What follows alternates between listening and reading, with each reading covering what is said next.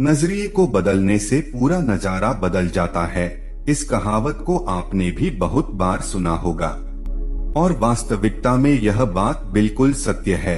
यदि आप अपने नजरिए को बदल लेते हैं तो आपके जीवन में सारी समस्याएं स्वतः ही समाप्त हो जाती हैं और आपको जिस भी चीज में कमी लगती है वह चीज आपको ठीक लगने लगती है, क्योंकि सारा खेल हमारे नजर का ही होता है।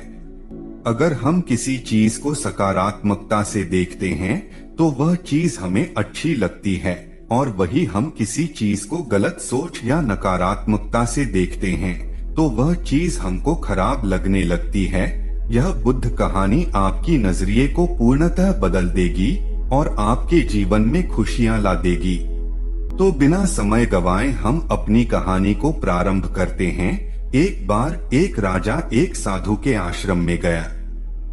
उसने साधु के बारे में बहुत सुना था तो उसके मन में आया कि मैं एक बार जा करके देखता हूँ कि लोग उसकी इतनी तारीफ क्यों करते हैं। फिर एक दिन राजा और उसके कुछ सिपाही उन साधु के आश्रम में पहुँचे। राजा ने वहाँ देखा एक छोटा सा कमरा था जहाँ पर एक कालीन बिछा हुआ था। वहाँ पर कुछ लोग नीचे बैठे हुए थे और साधु जी सामने बैठे हुए थे। कुछ सवाल जवाब चल रहा था। वैसे तो राजा जहाँ कहीं भी जाता तो लोग उसके सामने हाथ जोड़कर और सिर झुकाकर खड़े होते थे, परंतु उस आश्रम में ऐसा कुछ भी नहीं हुआ। साधु अपनी शिष्यों के साथ इतने व्यस्त थे कि उन्होंने राजा को देख नहीं पाया और राजा को इस बात पर अपनी बेइज्जती लगी और उसे इस बात पर गुस्सा आ गया।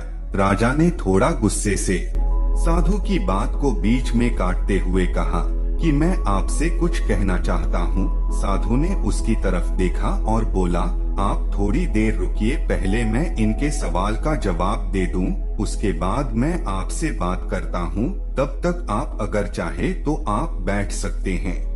और जैसे ही साधु ने इतनी बात कही और राजा का गुस्से से चेहरा लाल हो गया, फिर उसने अपना सारा गुस्सा उस साधु पर निकाल दिया। अभी तक वह राजा बहुत तमीज से आप कह करके बात कर रहा था, लेकिन अब वह तू तड़ाक पर उतर आया। राजा ने उस साधु को कहा, तुझे पता भी है मैं कौन हूँ और तू किससे बात कर रहा है? साधु ने उसकी तरफ देखा और कहा, मुझे इससे कोई फर्क नहीं पड़ता है कि आप कौन हैं, लेकिन आप जो कोई भी है, अगर आप चाहते हैं कि मैं आपके सवाल का जवाब दूं या आपसे बात करूं तो आपको कुछ देर रुकना होगा। और साधु के यह कहते ही राजा गुस्से से पागल हो गया और वही सबके सामने चीखने चिल्लाने लग गया। राजा कहता है, अब मैं तुझे तेरी असली औकात दिखाऊंगा। तूने मेरे साथ ऐसा व्यवहार करके ठीक नहीं किया। तुझे पता भी है मैं तेरे बारे में क्या सोचता हूँ। साधु ने फिर से राजा की तरफ देखा और बड़े ही प्रेम से कहा कि मुझे इससे कोई फर्क नहीं पड़ता कि आप मेरे बारे में क्या सोचते हैं। आप जो चाहे वह मेरे बारे में सोच सकते हैं। फिर राजा ने उससे कहा कि तू चाहे सुनना चाहता है या नहीं, लेकिन मैं तुझे यही सबके सामने बताऊंगा कि मैं तेरे बारे में क्या सोचता हूँ। तू कोई साधु नहीं है, तू एक बहुत ही घटिया इंसान है। तू एक ढोंगी है, पाखंडी है। और यहाँ पर जितने भी लोग बैठे हैं उन सबको बेवकूफ बना रहा है। तेरा बस एक ही मकसद है, इन लोगों की जेब में जितना भी पैसा है वह सब तेरे पास में आ जाए। तू अपने फायदे के लिए इन लोगों का इस्तेमाल कर रहा है और अब मैं तुझे छोड़ने वाला नहीं हूँ। पूरी दुनिया के सामने मैं तेरा पर्दाफाश करके रहूंगा। लेकिन राजा के इतना बोलने के बाद भी साधु के चेहरे पर हल्की मुस्कान बनी रही।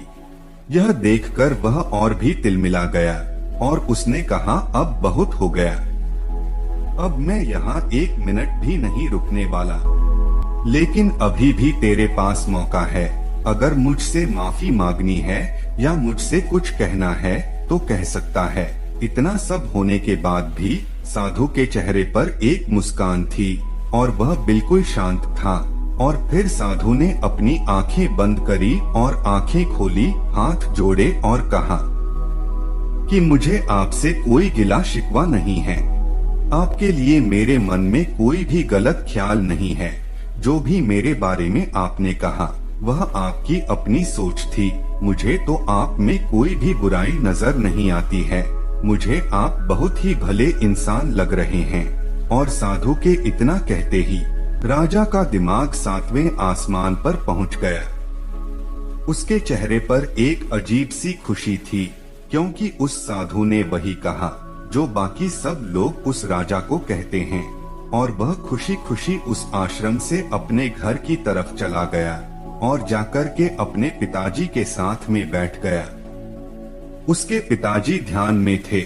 उन्होंने पूरी जिंदगी सिर्फ लोगों की सेवा की और बदले में कुछ भी उम्मीद नहीं की। थोड़ी देर बाद जब उन्होंने अपनी आंखें खोली और देखा कि उनका बेटा उनके पास बैठा है, उनके बेटे के चेहरे पर आज एक अजीब सी खुशी थी जो आज से पहले उन्होंने कभी नहीं देखी थी।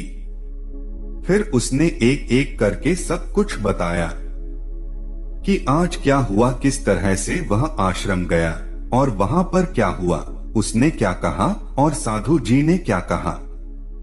जब उसके पिताजी ने पूरी बात सुनी तो थोड़ा सा मुस्कुराए और अपने बेटे को देख करके बोले कि उन्होंने तुम्हारी तारीफ नहीं करी, क्योंकि उन्होंने वह नहीं कहा जो तुम हो, उन्होंने वह कहा जो वे खुद हैं। और तुमने जो भी कुछ उनको कहा वो नहीं कहा जो वो है, बल्कि तुमने वह कहा जो तुम खुद हो।